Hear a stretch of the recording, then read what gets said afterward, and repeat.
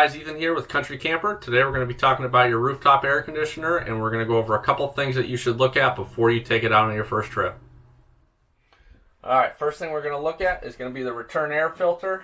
This is going to be the first line of defense from stopping anything going up into the AC.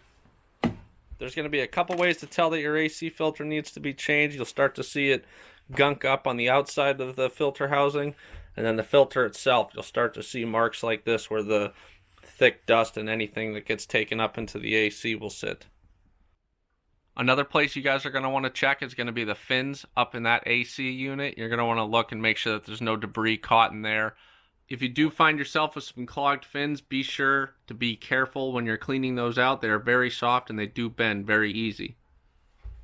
Alright guys, now that you've checked your filter, your coil fins, if you guys are capable of getting up on the roof and checking inside the AC unit itself, you just want to make sure that there's no leaves, pine needles, acorns, anything like that bunched up where it may stop that condensation from draining off the roof correctly. So if you guys are able to do that, you should be on track to have a properly functioning AC this season. So I hope you have a good one. Thanks for watching.